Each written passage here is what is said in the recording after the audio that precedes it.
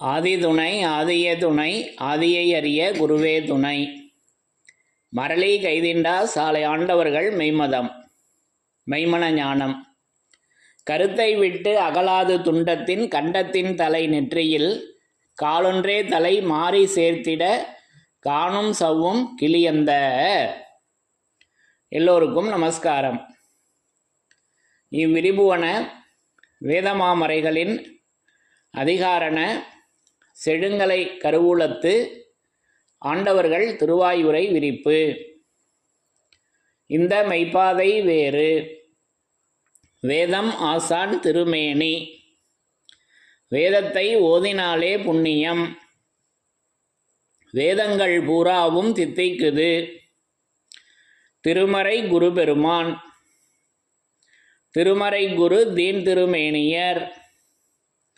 வேத ஏட்டில் எழுதியுள்ளதை படிப்பதன் பயன் இறைவனை காண்பதுதான்.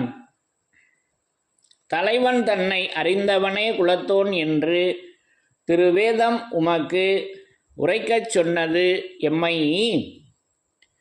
என்ற நமது தெய்வமோர்களின் உத்தரவின்படி நமது தெய்வமோர்கள் என்றென்றும் திருமறை குருபெருமானாக எப்பவும் விளங்கி கொண்டிருக்காங்க.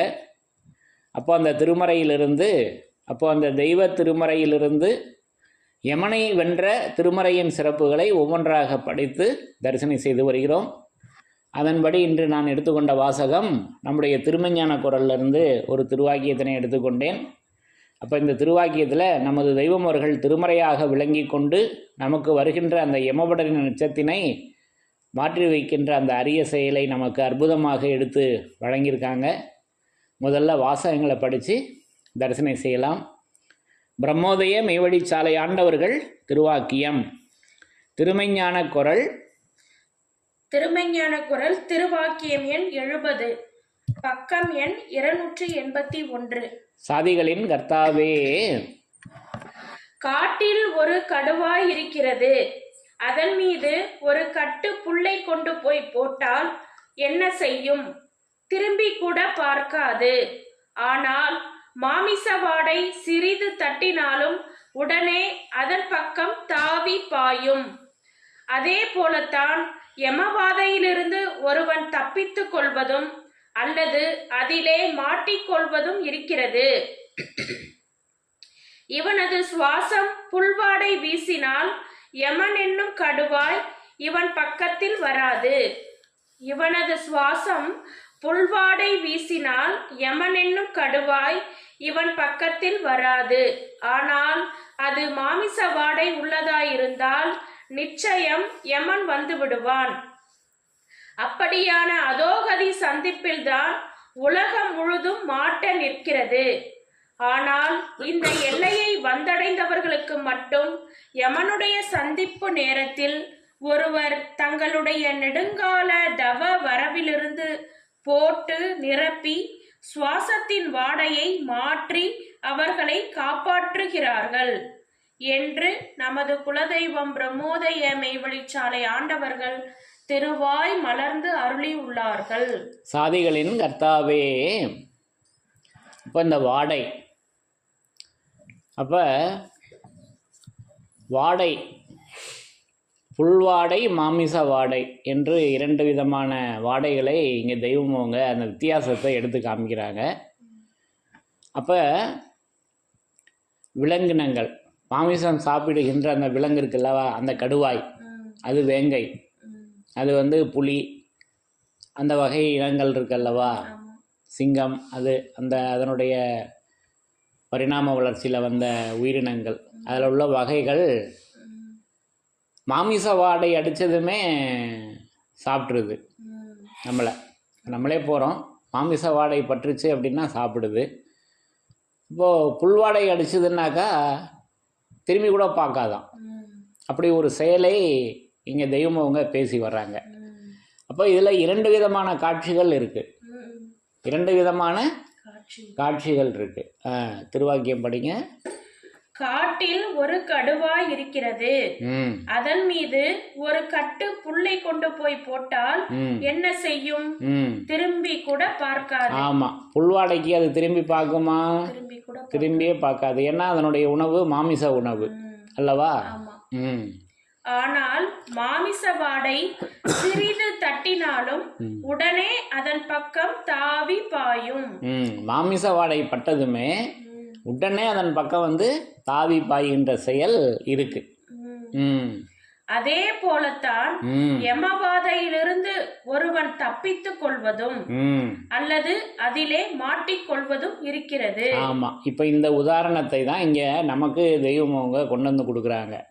அப்ப யமங்கிட்ட இருந்து தப்பிக்கிறது, யமங்கிட்ட மாட்டிக்கிறது.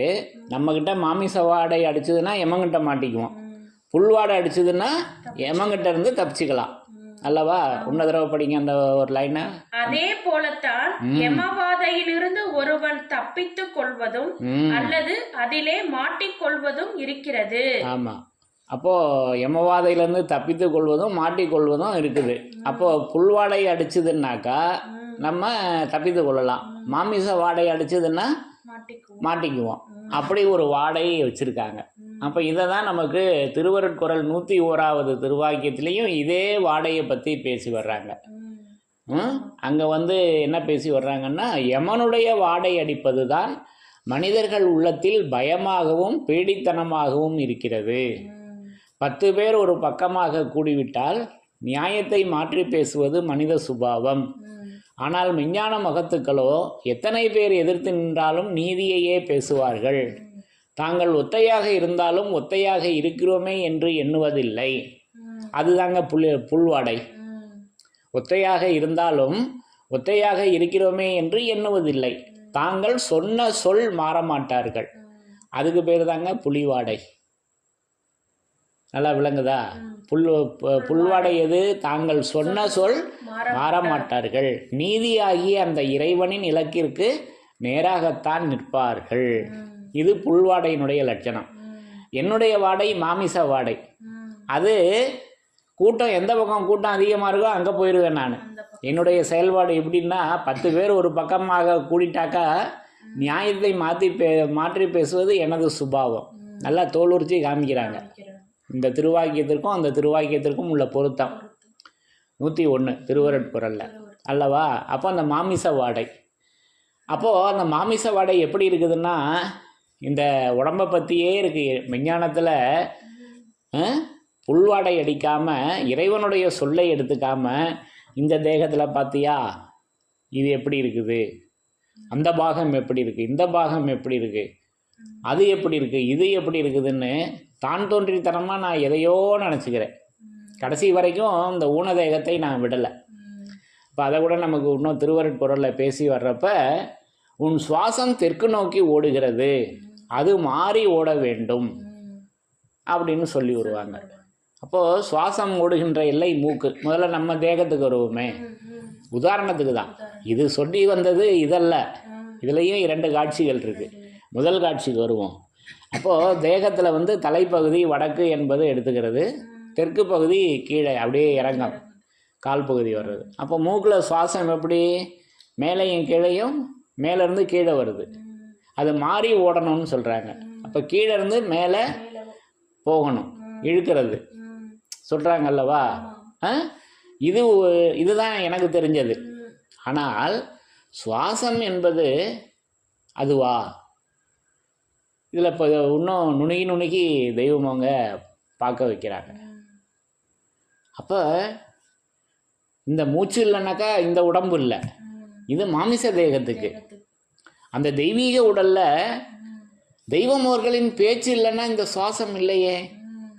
அப்போ அதை எங்கே ரெண்டையும் லிங்க் பண்ணி காமிக்கிறாங்கன்னா, தொடர்பு படுத்துகிறாங்கன்னா, குருமுராதியில் தொடர்பு, முரீது சுருக்கத்தில் தொடர்பு படுத்துகிறாங்க தெய்வம் அவங்க.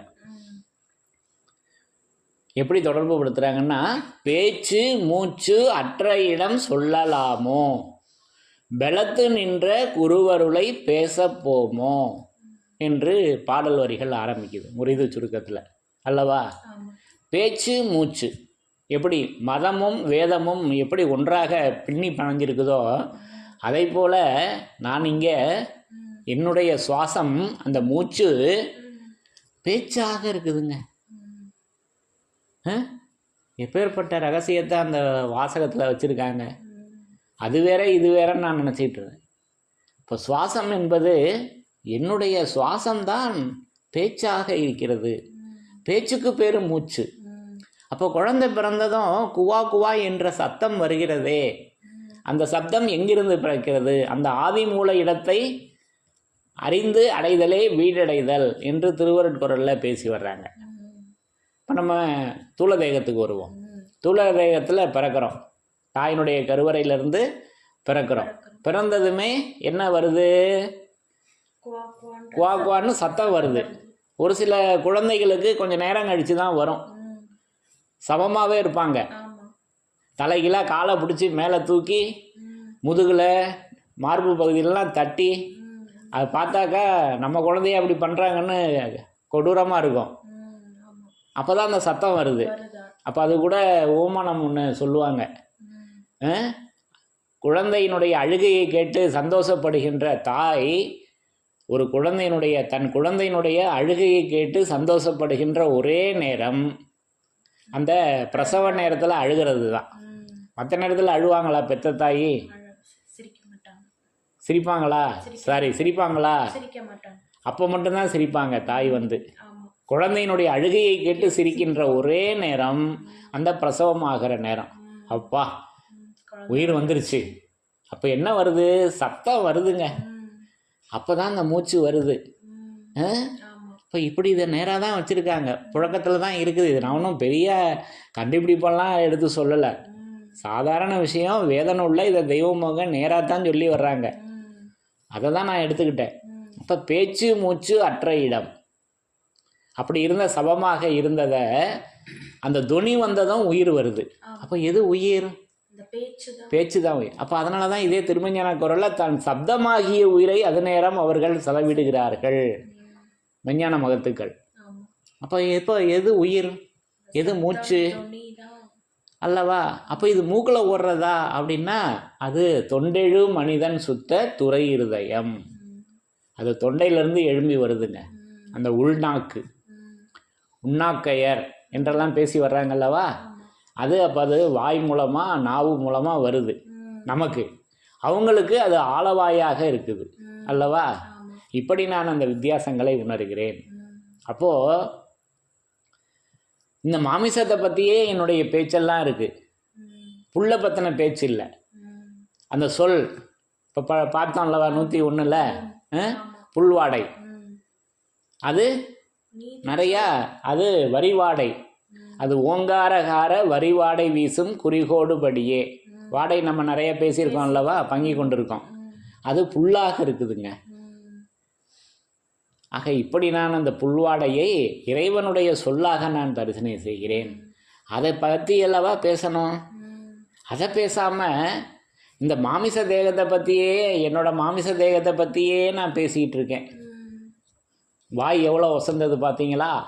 மூக்கு அதை விட வசந்தது, கண்ணு அதை விட வசந்தது, இருதயம் அதை விட வசந்தது அப்படின்னு இந்த இதை விட வசந்தது எவ்வளவோ பறவை இனங்களுக்கு மற்ற மிருகங்களுக்கும் தான் இருக்குது. இந்த தேகத்தில் வச்சு ஒவ்வொரு கருவி குலங்கள் நம்மளை விட உன்னதமாக இருக்குதே. கழுகுக்கு இல்லாத பார்வையா? 7-8 கிலோமீட்டர் உயரத்தில் பறந்தாலும் தனக்கு வேண்டிய இறைய லபக்குன்னு பிடிச்சி எடுத்து சாப்பிடுமா பூமியில். ஆனால் அது பறக்கிறது 8 கிலோமீட்டர் தூரத்தில் ஆகாயத்தில் பறக்குது. ஒரு இமேஜின் பண்ணிக்குவோம். நம்மளை அவ்வளோலாம் வேணாம், ஒரு கிலோமீட்டர் உயரத்தில் வைப்போம். தெரியுமா? எனக்கு தெரியாதுங்க. நான் இப்போவே ஒரு குருடன் தான். இப்போவே எனக்கு கண் பார்வை இல்லை எனக்கு. அதனால தான் வீட்டில் உள்ளவங்க படித்து வாக்கியம் படிக்கிறாங்க, பேசக்கூடிய வல்லமும் இருக்குது. அப்போது இந்த தேகத்தில் என்ன பேச முடியும்? முடியாதே. அப்போது நம்மளை விட கழுகு, கருட பகவான், கருடன் உயர்ந்த கருவிக்குளம் வச்சுருக்குதே. இது மாதிரி எவ்வளவோ சொல்லலாம். ஆந்தைக்கு இருட்டில் அவ்வளோ பிரகாசமாக கண் தெரியுமா? எனக்கு பகல்லையே தெரிய மாட்டேங்குது. ஏன்னா நான் தான் குருடன் ஆயிட்டேனே. பகல்லையே எனக்கு தெரியல. இதுதான் என்னுடைய மாமிச தேகத்தின் லட்சணங்கள் அல்லவா?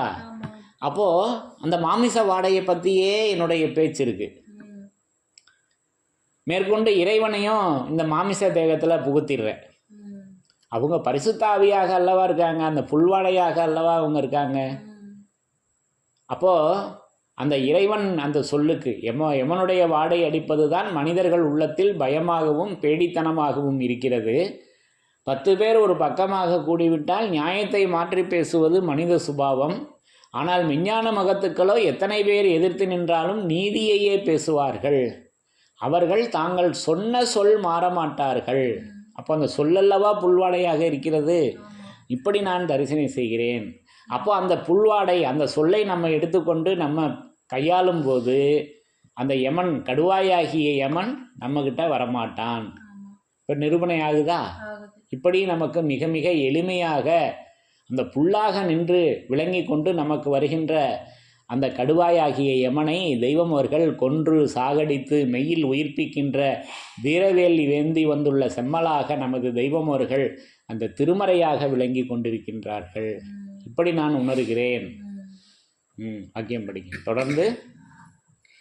அதே போலத்தான் யமபாதையிலிருந்து ஒருவன் தப்பித்துக் கொள்வதும், இப்படியெல்லாம் தப்பிக்கணும் அல்லது அதிலே மாட்டிக்கொள்வதும் இருக்கிறது. இவனது சுவாசம் புல்வாடை வீசினால் யமன் என்னும் கடுவாய் இவன் பக்கத்தில் வராது. ஆனால் அது மாமிச வாடை உள்ளதாயிருந்தால் நிச்சயம் யமன் வந்து விடுவான். இப்போ மாமிச வாடை வந்துருச்சுனாக்கா கண்டிப்பா யமன் வந்துடுவான்.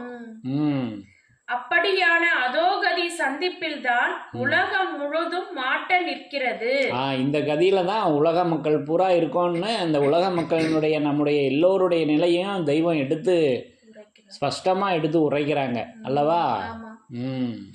ஆனால் இந்த எல்லையை வந்தடைந்தவர்களுக்கு மட்டும் யமனுடைய சந்திப்பு நேரத்தில் ஒருவர் தங்களுடைய நெடுங்கால தவ வரவிலிருந்து போட்டு நிரப்பி சுவாசத்தின் வாடையை மாற்றி அவர்களை காப்பாற்றுகிறார்கள்.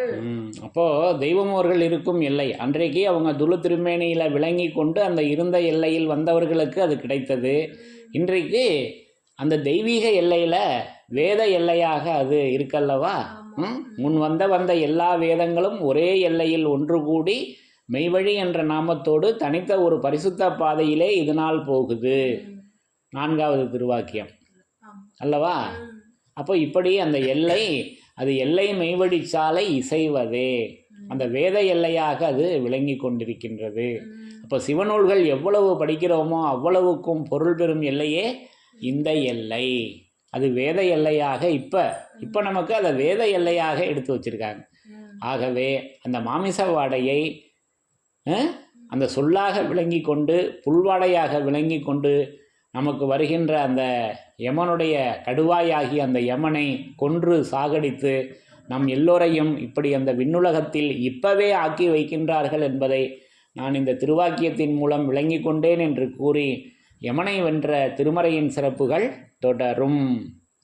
தலைவன் தன்னை அறிந்தவனே குலத்தோன் என்று திருவேதம் உமக்கு உரைக்கச் சொன்னது எம்மை. யமனை வென்ற திருமறையின் சிறப்புகள் தொடரும். எல்லோருக்கும் நமஸ்காரம்.